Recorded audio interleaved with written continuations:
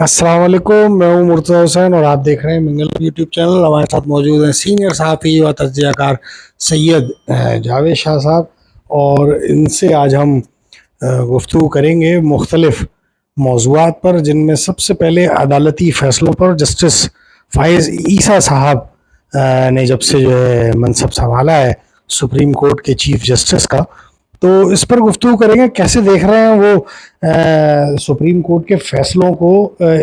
Justice chief justice Faiz ईसा साहब के मनसब संभालने के बाद, और दूसरी तरफ इमरान खान साहब के जो है मामलात को वो कैसे देख रहे हैं। ये भी कहा जा रहा है, उनके वकला जो है वो ये इल्ज़ाम लगा रहे हैं कि उनको स्लो पॉइजन दिया जा रहा है। तो जावेद शाह साहब से इन दोनों चीज़ों पर तबसरा लेंगे। जी जावेद शाह साहब, क्या कहते हैं आप? बहुत शुक्रिया मुर्तज़ा साहब। बात दरअसल ये है कि पाकिस्तान में जो फ़ाइज़ ईसा साहब आए हैं, मैं ये समझता हूँ कि पाकिस्तान में अदलिया के एक सुनहरी दौर है ये, और ये दौर सुनहरी दौर साबित होगा। अब आप ये बताइए कि आज से पहले कभी लाइव कवरेज दिखाई नहीं दिखाई, तो ये एक तब्दीली आई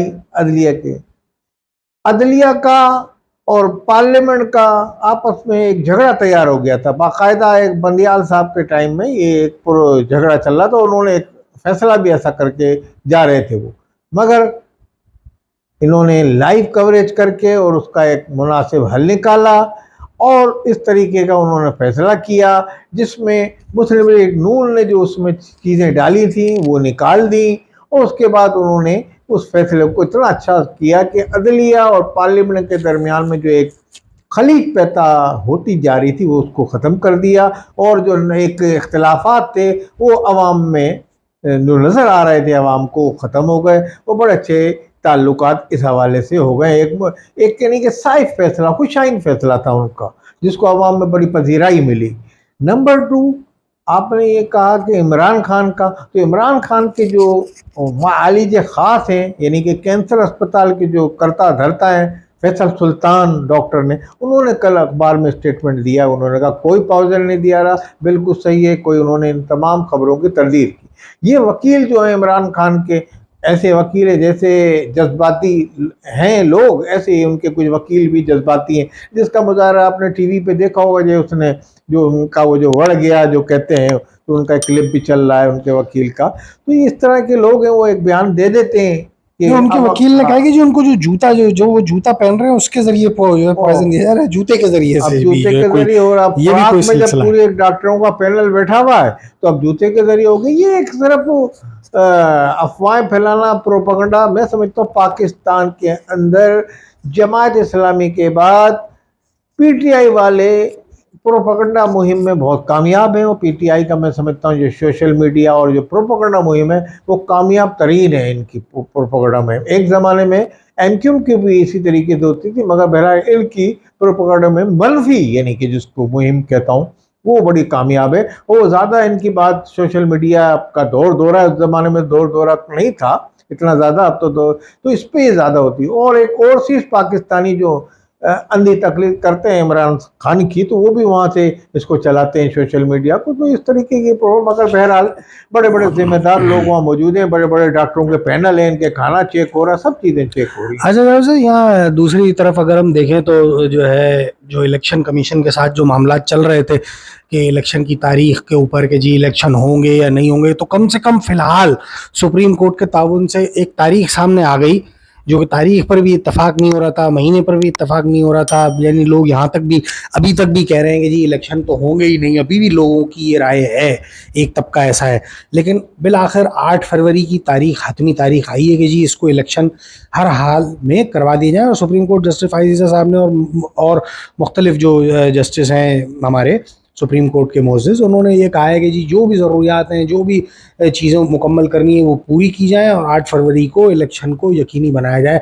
आप क्या देख रहे हैं, इलेक्शन होंगे? और इसी तनाज़ुर में निगरां हुकूमत के काकड़ साहब जो वज़ीर आज़म है निगरां, उनका बयान आज से चंद हफ़्ते कबल ये आया था कि जी अगर बल्ले का निशान ना भी हुआ तो भी इलेक्शन हो सकते हैं। جس کے بعد جو ہے بڑی افراتفری مچی تھی اور بڑی لیدے ہوئی تھی پی ٹی آئی کی جانب سے. لیکن اب ان کی جانب سے بھی یہ بیانات آ رہے ہیں کہ جی پی ٹی آئی کو بھی مکمل اجازت دی جائے گی.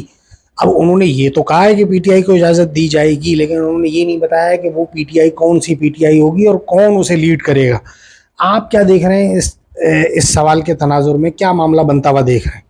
اصل میں جو اب تاریخ طے ہو گئی ہے تو سپریم کورٹ میں ڈیسائیڈ ہوا تو اس پہ الیکشن ہوگا اور الیکشن ہونے والا ہے.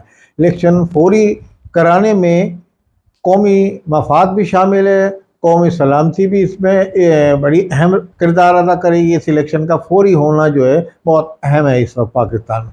نمبر 2، پی ٹی آئی کے جو لوگ ہیں، پی ٹی آئی کا بلے کا نشان الیکشن کمیشن کی نے وضاحت کی ہے، وہ لسٹ میں شامل ہے اور وہ رہے گا اس میں، تو بلے کا نشان بھی نہیں ہٹایا جائے گا. مگر آگے آنے والے الیکشن میں آپ کو یہ نظر آئے گا کہ پی ٹی آئی کی ایک قیادت جو ہے نئی سامنے آ جائے گی. وہ قیادت جس کے بارے میں ماضی میں بھی کہا جائے. آپ یہ دیکھیں شاہ محمود قریشی کتنے آرام سے اس وقت جیل میں ہیں، جہاں بھی ہیں شاہ محمود قریشی. جی ہاں جی ہاں، وہ اسی طریقے کچھ رہنما ایسے ہیں پی ٹی آئی کے جو سائڈوں میں ہیں.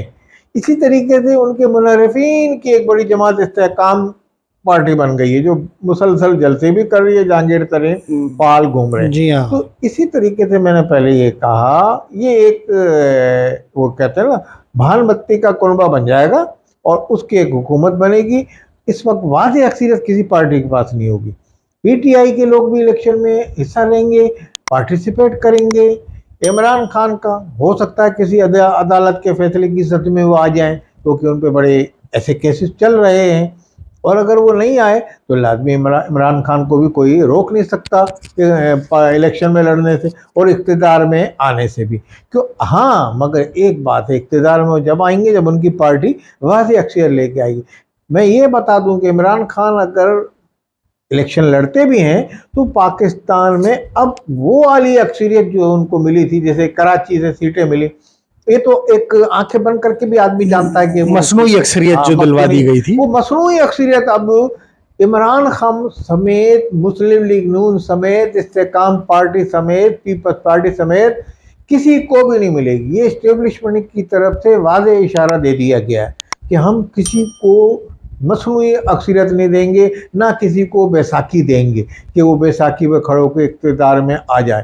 کیونکہ جب اقتدار میں وہ بندہ آ جاتا ہے تو وہ بیساکھی پھینک کے وہ بیساکھی ہمارے اوپر اٹھاتا ہے، دوڑنے لگتا ہے. ہاں، تو انہوں نے یہ سوچ لیا ہے کہ بس جو الیکشن میں پارٹیسپیٹ کریں گے، جو پاکستان کی بقا چاہتے ہیں، جو عدالت کا احترام کرتے ہیں، جو اداروں کا احترام کرتے ہیں، وہ حصہ لیں گے پاکستان میں الیکشن میں آنے والے. بات جی ہاں جاوید شاہ صاحب، یہی امید ہم رکھیں گے کہ پاکستان میں جلد سے جلد الیکشن کا انعقاد ہو اور ایک مستحکم جمہوریت کے ساتھ پاکستان آگے بڑھے.